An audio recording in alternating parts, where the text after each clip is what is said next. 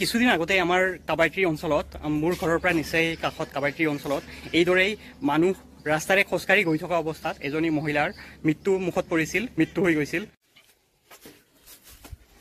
এয়া চাওক, তাৰ ছিঙি পৰি আছে, একেবাৰে উন্মুক্ত হৈ পেলাই তাৰ ছিঙি পৰি আছে।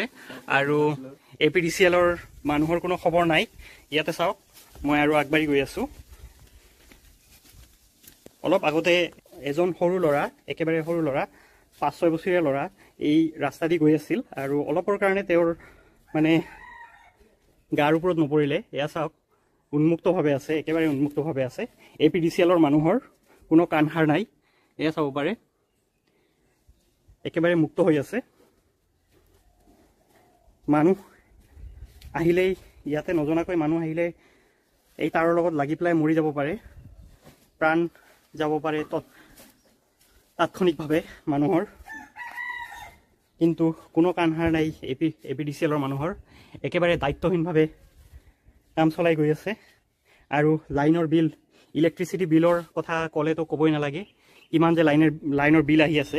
স্মাৰ্ট মিটাৰ আৰু কিবা কিবি মিটাৰ, এই মিটাৰৰ যোগেদি মানুহৰ লাইনৰ বিল নহয়, মানুহৰ তেজ চুহা যেন চুহি আছে। কিমান উন্মুক্তভাৱে কৰি আছে মানুহ অহা যোৱা কৰা ৰাস্তা। এই ৰাস্তা, এয়া চাওক মানুহৰ ঘৰ। ইয়াতে সন্মুখৰ ঘৰৰ পৰা যদি কোনোবা সৰু ল'ৰা ছোৱালী যদি একেবাৰে দৌৰি বাহিৰত ওলাই আহে, তেতিয়াহ'লে তাৰৰ লগত লাগি মৃত্যুমুখত পৰিব পাৰে। কিন্তু এতিয়ালৈকে নাই কোনো APDCLৰ কৰ্মচাৰী, কোনো মানুহ। এইখিনিয়ে আছিল। ভিডিঅ'টো শ্বেয়াৰ কৰিব আৰু এই দায়িত্বহীন APDCL আৰু লগতে সকলোৱে ভিডিঅ'টো শ্বেয়াৰ কৰিব, যাতে চৰকাৰেও এইবিলাক বিষয়ত কাণসাৰ দিয়ে, অলপমান দায়িত্ব সহকাৰে কাম কাজ কৰিবলৈ নিৰ্দেশ প্ৰদান কৰে এইবোৰ কোম্পানীক, এইবোৰ ঠিকাদাৰক। সকলোৱে শ্বেয়াৰ কৰিব ভিডিঅ'টো।